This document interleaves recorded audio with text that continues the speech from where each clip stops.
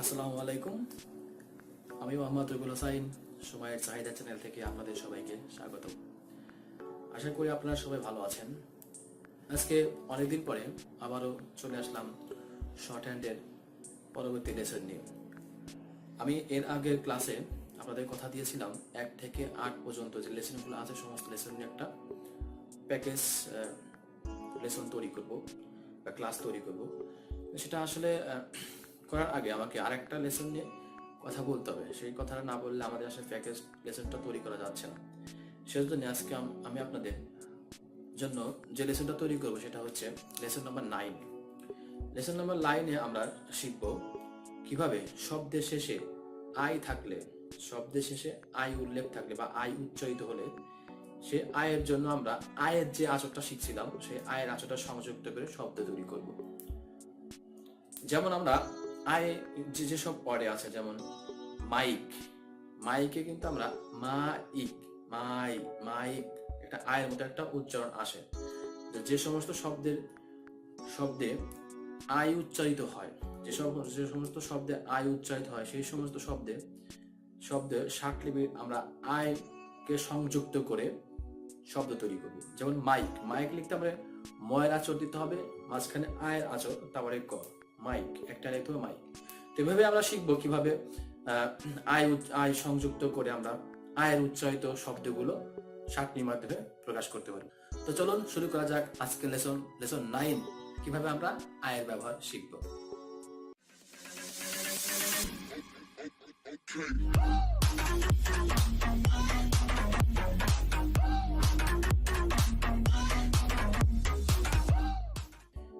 এখানে আমি অনেকগুলা শব্দ লিখে রাখছি যে শব্দগুলো আসলে আয়ের মতো উচ্চারিত হয়।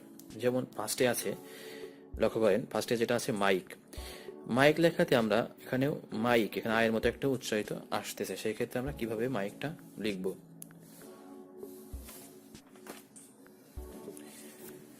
এখন মাইক লিখতে হলে আমাকে প্রথমে ময়ের আচরটা দিতে হবে। ময়ের সাথে আমরা যদি আইটা সংযুক্ত করে এই যে কদে হয়ে গেল, এটা কি মাইক। এখন এটাকে আমরা এক টানে যখন লিখবো তখন এইভাবে আমরা লিখে বলবো মাইক। সেকেন্ড যেটা আছে, দ্বিতীয় লাইনে যেটা আছে যাই আমরা কিভাবে লিখবো। আমরা যে জয়ের আচরটা শিখছিলাম, জয়ের আচরটা, জয়ের সাথে আমরা একটা আই যুক্ত করে দেবো, হয়ে যাবে যাই। তেমনি পরবর্তী যেটা আছে পোড়াই আমরা কিভাবে লিখবো।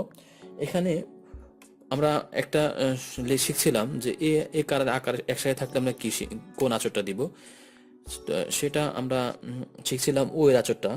যেমন একার আকার একসাথে থাকলে ও এর আচরটা ইউজ করতে হয়। সেই ওই লেসনটা আবার এখানে কাজে লাগতেছে।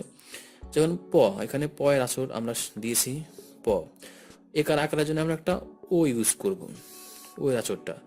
তারপরে আমরা র এর আচরটা দিব, তারপরে আমরা এখানে আয়ের আচর দিব, হয়ে গেল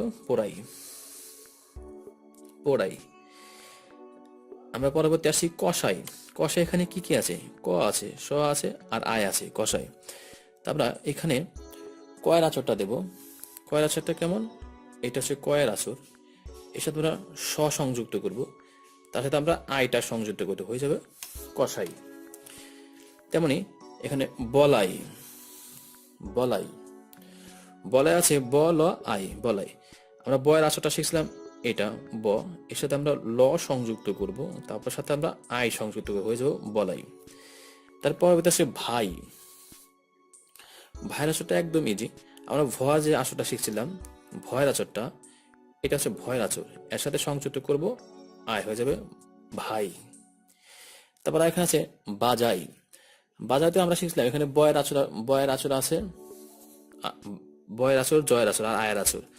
তেমনি বাজাইটা আমরা দুইটা লাইনেও লিখতে পারি, আবার একটা লাইনে লিখতে পারি। আমরা প্রথমে শেখার জন্য আমরা দুইটা লাইন ইউজ করব, আর যখন আমরা এটা শিখতে আত্মস্থ হয়ে যাবে তখন আমরা একটা লাইনে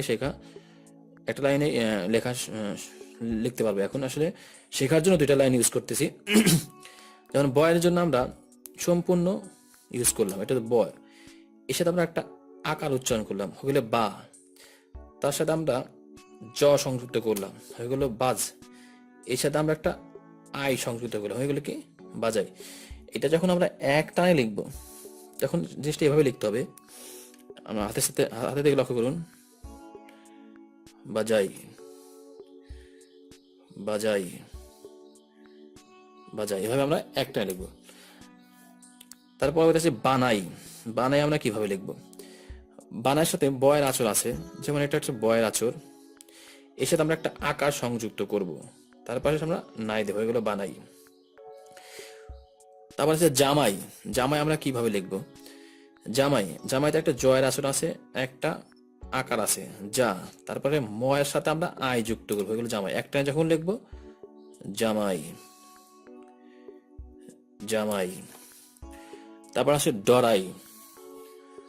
ডরাই সর্বশেষ আছে ডরাই। ডরাইটা আমরা কিভাবে লিখবো? আমরা ঢয়ের জন্য যে আসরটা শিখছিলাম, ড ড ঢ ড, ওই ডটা আমরা ইউজ করব। এখানে হচ্ছে ডয়ের আচর, তার সাথে র এর আচর সংযুক্ত করে এর সাথে আই যুক্ত করবো, ডরাই। একটা যখন লিখবো ডরাই, ডরাই। আচ্ছা, আমরা লেখার সময়, আমরা প্র্যাকটিস করার সময় যখন আমরা প্র্যাকটিস করবো, তখন আমরা এভাবেই প্র্যাকটিস করতে হবে। আমি আসলে বলে দিচ্ছি, আপনার একটু কন্টিনিউয়াস মনোযোগ সহকারে শুনুন।